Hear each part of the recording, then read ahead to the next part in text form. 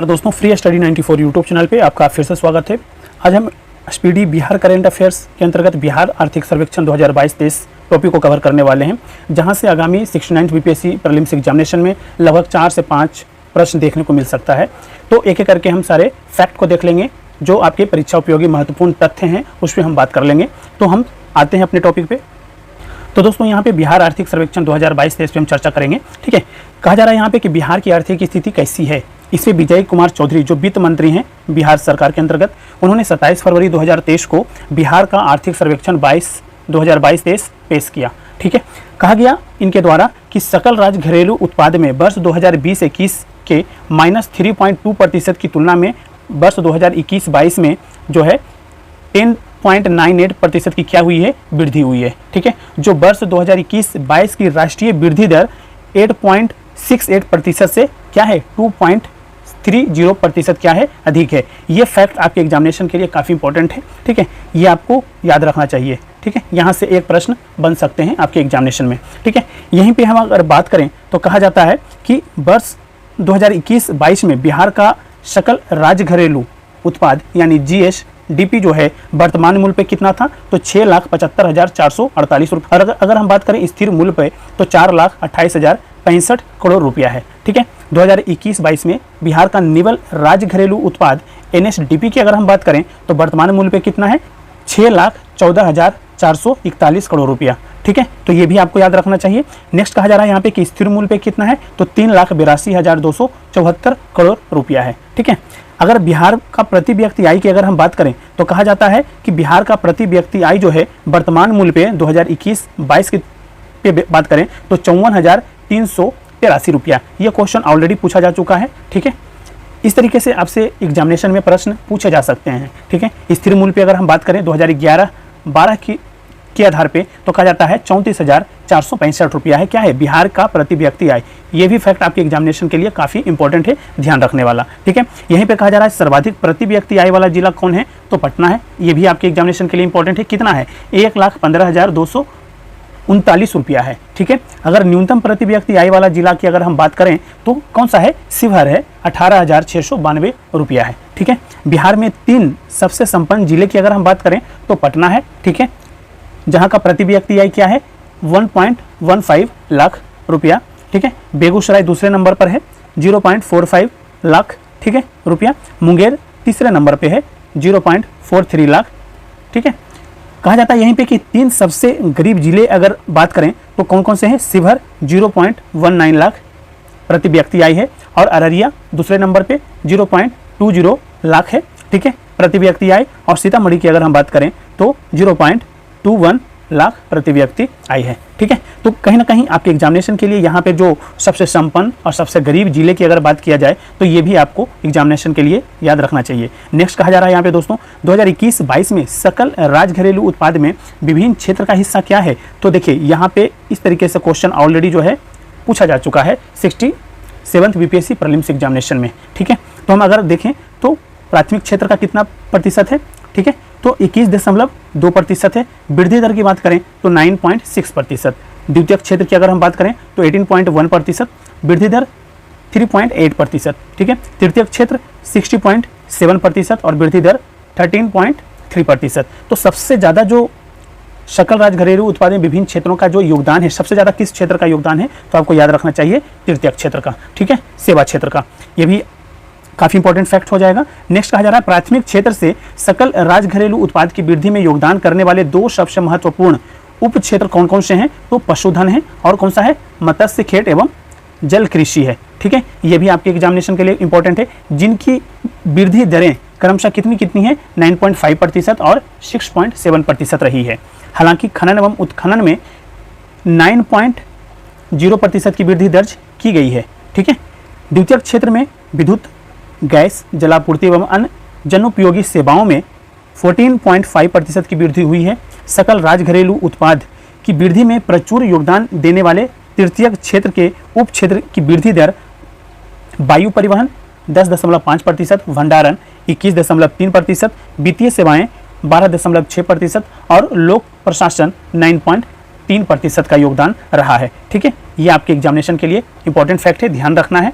अगर हम बात करें कि राज्य की वित्त व्यवस्था कैसी है, तो 2021-22 में कुल प्राप्तियां जो थी, ठीक है, कितना था, 1,99,270.15 करोड़ रुपया था। ठीक है, इसमें राजस्व प्राप्तियां और पूंजीगत प्राप्तियां दो प्रकार की होती हैं। तो राजस्व प्राप्तियां कितना था, तो 1,58,797.33 करोड़ रुपया था, जबकि पूंजीगत प्राप्तियां कितनी थी, 40,472.82 करोड़ रुपया था। ठीक है, तो आपको ये भी आपको याद रखना चाहिए कि कुल प्राप्तियां कितनी थी, तो ध्यान रखने वाला फैक्ट है।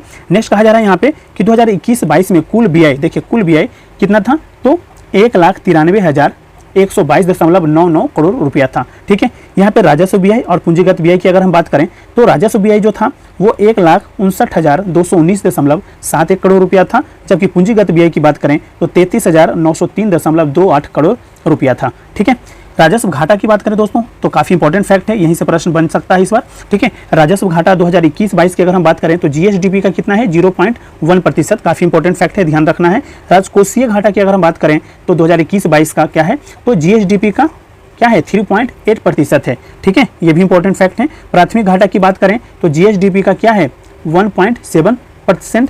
ठीक है, राजकोषीय घाटा 2020-21 की बात करें तो जीएसडीपी का क्या है, 4.8%। ठीक है, तो ये सारे फैक्ट आपको ध्यान रखना चाहिए। नेक्स्ट यहीं पे अगर हम देखें तो कहा जा रहा है कि कृषि एवं सहवर्ती क्षेत्र, ठीक है, अगर हम कृषि एवं सहवर्ती क्षेत्र की अगर हम बात करें तो कहा जा रहा है कि गत 5 वर्षों में कृषि एवं सहवर्ती क्षेत्र की वृद्धि दर कितनी रही है, लगभग आपका 5% रहा है, 5% थी। ठीक है, 2020-21 में सकल राज्यगत मूल्यवर्धन में इस क्षेत्र का जो हिस्सा था वो था 20%। ठीक है, शुद्ध बुआई क्षेत्र जो है 2020-21 में कितना है, 53.9%। फसल सघनता की बात करें तो 1.44 है। ठीक है, सर्वाधिक फसल सघनता कौन सा जिला में रहा है, तो शिवहर में रहा है 1.90। ठीक है, न्यूनतम फसल सघनता की बात करें तो पूर्णिया 1.02। ठीक है, सर्वाधिक निवल बुआई क्षेत्र कौन कौन से हैं, ठीक है, तो अगर हम बात करें तो सर्वाधिक निवल बुआई क्षेत्र भोजपुर, बक्सर और सिवान, सबसे ज़्यादा कहाँ है, भोजपुर में है, फिर बक्सर में है, फिर सिवान में है। ये क्रम आपके एग्जामिनेशन के लिए काफ़ी इंपॉर्टेंट है। ठीक है, राज्य में कुल खाद्यान्न उत्पादन 2021-22 में कितना रहा, तो 184.9 लाख टन रहा। ठीक है, राज्य में कुल अनाज उत्पादन 2021-22 में 181.0 लाख टन रहा। राज्य में कुल दूध उत्पादन 2021-22 में कितना रहा, तो 121.19 लाख टन रहा। काफ़ी इंपॉर्टेंट फैक्ट है, ध्यान रखना है ये। राज्य में कुल अंडा उत्पादन 2021-22 में 306.66 करोड़ रहा। ठीक है, राज्य में ईख का उत्पादन 2021-22 में 119.77 लाख टन रहा। और बात करें सकल सिंचित क्षेत्र 2021-22 में 37.22 लाख हेक्टेयर है। और सिंचाई विकास का कुल व्यय 2021-22 में 2,670.49 करोड़ रुपया रहा है। ठीक है, जैविक कॉरिडोर योजना के तहत, देखिए जैविक कॉरिडोर योजना के तहत 2020 से 25 के तहत, ठीक है, आपसे पूछ लिया जा सकता है ये क्वेश्चन कि जैविक कॉरिडोर योजना कब से कब तक चलाया जा रहा है, तो 2020 से 2025, ठीक है, के तहत 20,000 एकड़ जमीन को जैविक खेती के अंतर्गत लाया गया है। ठीक है, ये भी आपके एग्जामिनेशन के लिए काफ़ी इंपॉर्टेंट फैक्ट है दोस्त, ये आपको याद रखना चाहिए। नेक्स्ट यहीं पे कहा जा रहा है, उद्यमिता क्षेत्र की बात करें तो कहा जा रहा है कि बिहार में कारखानों की संख्या सिर्फ कितनी है, 0.3% बढ़ी है। ठीक है, कारखानों की संख्या में जो है वृद्धि जो हुई है 0.3% हुई है। और राज्य में इथेनॉल उत्पादन की क्षमता बढ़ी है और 2021-22 में 470,000 लीटर प्रतिदिन थी, जबकि 2020-21 में 370,000 लीटर प्रतिदिन थी। ठीक है, बिहार में कुल चीनी उत्पादन 45.6 लाख क्विंटल था। ये आपके एग्जामिनेशन के लिए काफ़ी इंपॉर्टेंट फैक्ट है। नेक्स्ट पे चलें, यहाँ पे कहा जा रहा है बिहार औद्योगिक निवेश प्रोत्साहन नीति 2016 के तहत राज्य सरकार को कुल 60.86 करोड़ रुपया निवेश के लिए प्रस्ताव मिले हैं। ठीक है, सर्वाधिक निवेश जो है वो खाद्य प्रसंस्करण में हुआ है। ये भी आपके एग्जामिनेशन के लिए काफ़ी इंपॉर्टेंट फैक्ट है, ध्यान रखना है। जो राज्य के कुल निवेश का कितना प्रतिशत है, ये आपको याद रखना दोस्तों, 41% है। ठीक है, दूसरा जो है वो सीमेंट सेक्टर है, तीसरा अगर बात करें तो इथेनॉल सेक्टर है। ये आपके एग्जामिनेशन के लिए क्रम वाइज आप याद रखना है कि पहले नंबर पे कौन है, तो पहले नंबर पे खाद्य प्रसंस्करण उद्योग है। ठीक है, प्रसंस्करण। अगर दूसरे नंबर पे बात करें तो कौन सा है, सीमेंट।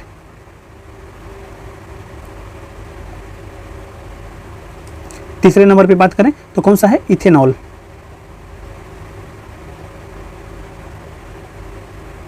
ठीक है, तो इस तरीके से आपको याद रखना है, ये तीनों फैक्ट आपके एग्जामिनेशन के लिए काफ़ी इंपॉर्टेंट है। नेक्स्ट में हम आए तो यहाँ पे कहा जा रहा है श्रम नियोजन एवं प्रवास। ठीक है। श्रम नियोजन एवं प्रवास की बात करें तो कहा जा रहा है कि ग्रामीण बिहार में पुरुष श्रमिक जनसंख्या अनुपात की अगर हम बात करें तो 68.8% था, जबकि संपूर्ण भारत के स्तर पर कितना है 77.9% था। वहीं शहरी बिहार के मामले में पुरुष संपूर्ण भारत के 75.6% की तुलना में 64.6% था। तो ये भी आपको याद रखना है ग्रामीण स्तर पर और शहरी स्तर पे, ठीक है। नेक्स्ट यहाँ पे कहा जा रहा है कि बिहार में पुरुष श्रमिक की औसत दैनिक कमाई 338 रुपया है और महिला श्रमिक की औसत दैनिक कमाई 244 रुपया है, ठीक है, जिसमें दोनों के बीच 28% का लैंगिक अंतराल है। संपूर्ण भारत का अगर हम देखें तो 36% का क्या है अंतराल है, ठीक है। यानी आप दोनों स्तर पर देखें तो जो है संपूर्ण भारत पर जो है ज़्यादा है, ठीक है। नेक्स्ट यहाँ पे बात करें दोस्तों तो कहा जा रहा है जीविका ग्रामीण युवाओं को 61 स्वीकृत कार्यों के लिए स्वरोजगार प्रशिक्षण संस्थानों को सहयोग देने के लिए नोडल अभिकरण हैं। कुल 2.5 लाख प्रशिक्षित हुए हैं, जिनमें 1.82 लाख नियोजित हो चुके हैं, ठीक है। इतने लोगों को क्या हुआ है रोजगार मिल चुका है, ठीक है। नेक्स्ट टॉपिक पे आए तो यहाँ पे कहा जा रहा है भौतिक अधिसंरचना। भौतिक अधिसंरचना की बात करें 2021-22 में परिवहन एवं संचार क्षेत्र में सर्वाधिक 20.4% की वृद्धि दर बिहार में दर्ज हुई है, ठीक है। तो ये भी आपके एग्जामिनेशन के लिए काफ़ी इंपॉर्टेंट फैक्ट है, 20.4%, ठीक है। बिहार में कुल पथ घनत्व, देखिए ये एग्जामिनेशन के लिए काफ़ी इंपॉर्टेंट फैक्ट है, 3166.9 किलोमीटर प्रति 1000 वर्ग किलोमीटर है, ठीक है। बिहार में कुल पथ घनत्व कितना है तो 3166.9 किलोमीटर प्रति 1000 वर्ग किलोमीटर है। रोड घनत्व के मामले में बिहार का स्थान कौन सा है तो तीसरा है, ये भी आपको याद रखना है। पहला स्थान केरल का है, दूसरा स्थान आपका पश्चिम बंगाल का है, ठीक है। तो पहले स्थान पर अगर हम बात करें तो कौन सा हो जाएगा केरल, ठीक है। दूसरे स्थान पे बात करें तो कौन सा हो जाएगा पश्चिम बंगाल, और तीसरे स्थान पे अगर हम बात करें तो बिहार है, ठीक है। किसमें तो रोड घनत्व के मामले में। ये आपके एग्जामिनेशन के लिए काफ़ी इंपॉर्टेंट फैक्ट हो जाएगा। वर्ष 2020-21 में वाहनों के निबंधन के मामले में देश में उत्तर प्रदेश और महाराष्ट्र के बाद बिहार का ही स्थान है। ये भी एग्जामिनेशन के लिए काफ़ी इंपॉर्टेंट है। देखिए कुछ ऐसी फैक्ट दिए हुए हैं जो आपके एग्जामिनेशन में पूछे जाने की पूरी संभावनाएं हैं, तो वीडियो को शुरू से लास्ट तक देखिएगा। वीडियो पसंद आता है तो लाइक जरूर कीजिएगा। अभी तक चैनल को सब्सक्राइब नहीं किए दोस्तों तो प्लीज़ चैनल को सब्सक्राइब जरूर कर लीजिए। PDF आप हमारे Telegram channel free study 94 search कीजिए टेलीग्राम पर जाकर के, वहाँ पर से आप डाउनलोड करके भी पढ़ सकते हैं, ठीक है। तीसरा नेक्स्ट हम देखें यहाँ पे तो नेक्स्ट है हमारा ऊर्जा क्षेत्र, ठीक है। ऊर्जा क्षेत्र जहां से लगातार आपके एग्जामिनेशन में प्रश्न पूछे जा रहे हैं। कहा जा रहा है राज्य में ऊर्जा की प्रति व्यक्ति जो खपत है 2017-18 के 280 यूनिट से बढ़ करके कितना हो गया है 2021-22 में 329 यूनिट हो गई है। ये आपके एग्जामिनेशन के लिए काफ़ी इंपॉर्टेंट फैक्ट है, जो 4 वर्षों में 17.5% की क्या हुई है वृद्धि दर्शा रही है, ठीक है। राज्य में बिजली की उपलब्ध क्षमता जो है 2020-21 में 6422 मेगावाट थी, जो 2021-22 में 21.2% बढ़ करके कितना हो गया है 7785 मेगावाट हो गई है। यह भी एग्जामिनेशन के लिए काफ़ी इंपॉर्टेंट फैक्ट है, ठीक है। नेक्स्ट कहा जा रहा है बिजली की बढ़ी मांग पूरी करने के लिए राज्य सरकार की 2024-25 तक विभिन्न स्रोतों से चरणबद्ध ढंग से 5841 मेगावाट अतिरिक्त क्षमता जोड़ने की योजना बनाई गई है। तो ये भी आपके एग्जामिनेशन के लिए काफ़ी इंपॉर्टेंट फैक्ट है, और कब की है 2024 से 25 के बीच में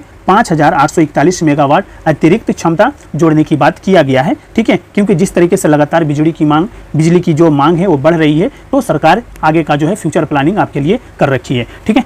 आगे हम बढ़ें तो यहीं पे कहा जा रहा है ग्रामीण विकास की बात किया जा रहा है दोस्तों। कहा जा रहा है कि बिहार ग्रामीण आजीविका प्रोत्साहन समिति जीविका की अगर हम बात करें, कहा जा रहा है कि इसके तहत सितंबर 2022 तक 10.35 लाख स्वयं सहायता समूह बने थे, ठीक है। मनरेगा के तहत रोजगार उपलब्ध कराए गए परिवारों की संख्या 2017-18 के 22.5 लाख से बढ़कर के 2020-21 में 48 लाख हो गई है, ठीक है। तो लगातार मनरेगा के अंतर्गत जो है रोजगार लोगों को मिला है और उनकी संख्या भी लगातार बढ़ी है, ठीक है। रोजगार सृजन भी काफ़ी बढ़ा है और 817.2 लाख व्यक्ति दिवस से 2021-22 में 1811.8 लाख व्यक्ति दिवस पहुंच गया है, ठीक है। मुख्यमंत्री पेयजल योजना के लिए 4290 पंचायतों को चुना गया है। ये आपके एग्जामिनेशन के लिए काफ़ी इंपॉर्टेंट फैक्ट है, ये ध्यान रखना है, ठीक है। मुख्यमंत्री पेयजल योजना के लिए कितने पंचायतों को चुना गया है तो 4290 पंचायतों को चुना गया है, ठीक है। नेक्स्ट में हम आगे बढ़ें। यहाँ पे कहा जा रहा है कि जन वितरण प्रणाली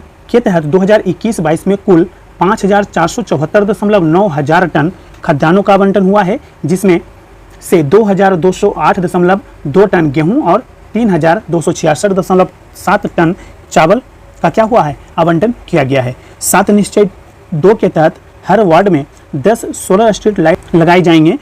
इससे प्रति वर्ष 7,88,40,000 किलोग्राम कार्बन डाइऑक्साइड का उत्सर्जन में क्या होगा, कटौती होगी, घटेगा, और यह 35.83 लाख वृक्षारोपण के क्या है, बराबर है। ठीक है, तो आपके एग्जामिनेशन के लिए काफ़ी इंपॉर्टेंट फैक्ट है, ध्यान रखना है यहाँ पे। नगर विकास की अगर हम बात करें दोस्तों, तो कहा जा रहा है कि 2011 जनगणना के अनुसार बिहार में कुल शहरी आबादी कितना थी, 1.18 करोड़ थी। ठीक है, जो 2022 में बिहार में अनुमानित 2.02 करोड़ हो गई है। ये भी एग्जामिनेशन के लिए काफ़ी इंपॉर्टेंट फैक्ट है।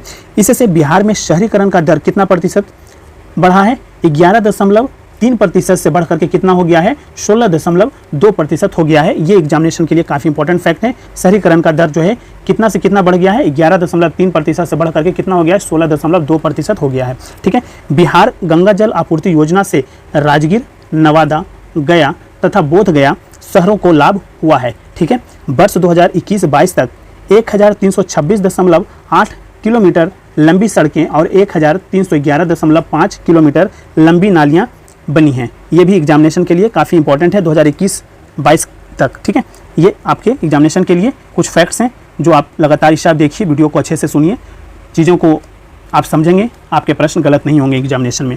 स्वच्छ भारत मिशन के तहत देखिए, स्वच्छ भारत मिशन के तहत 2021-22 तक कुल 4.12 लाख शौचालय बने, जिनकी संख्या सितंबर 2022 तक बढ़ करके 4.14 लाख हो गई है। ठीक है, मानव विकास की अगर हम बात करें दोस्तों, तो यहाँ पे कहा जा रहा है बिहार में 2005-06 से मानव विकास की अगर हम बात करें तो कहा जा रहा है कि बिहार में 2005-06 से 2021-22 तक 16 वर्षों में सामाजिक सेवाओं पर व्यय 11 गुना से अधिक बढ़ा है। ठीक है, वहीं स्वास्थ्य पर लगभग 11 गुना, शिक्षा पर व्यय 8 गुना बढ़ा है। तो ये भी आपके एग्जामिनेशन के लिए काफ़ी इंपॉर्टेंट है, क्योंकि ऑलरेडी आपको पता होना चाहिए 2005 से 6 काफ़ी इंपॉर्टेंट वर्ष है। ठीक है, और इसके बाद से जो है बजट पेश होना शुरू हुआ था। ठीक है, साथ ही साथ आपको पता होना चाहिए कि जो आपका जो इंपॉर्टेंट सेक्टर है, जैसे हेल्थ सेक्टर हो, एजुकेशन सेक्टर हो, उसमें लगातार जो है धीरे धीरे जो है बढ़ोतरी की गई है। ठीक है, तो आपके एग्जामिनेशन में ऐसे फैक्ट पूछे जा सकते हैं। ठीक है,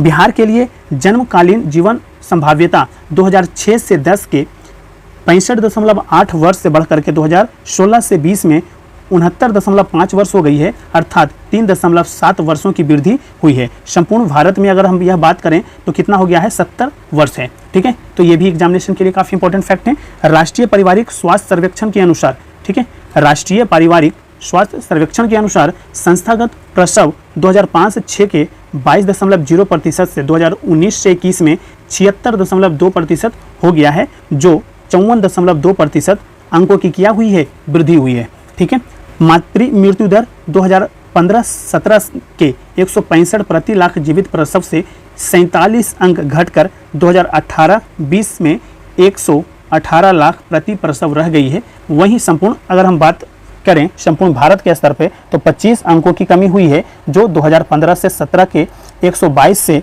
2018 से 20 में 97 प्रति लाख जीवित प्रसव पर आ गई है। ये भी आपको ध्यान रखना है। नेक्स्ट कहा जा रहा है यहाँ पे दीदी की रसोई कुल मिलाकर 75 स्थानों पर चल रही है। ठीक है, दीदी की रसोई जो है कुल मिलाकर 75 स्थानों पर चल रही है, जिनमें 700 से अधिक स्वयं सहायता समूहों के लोगों को क्या मिला है, रोजगार मिला है। ठीक है, बाल विकास की अगर हम बात करें दोस्तों तो कहा जा रहा है यहाँ पे कि बिहार में 48% आबादी 0 से 18 वर्ष उम्र समूह वाले बच्चों की है।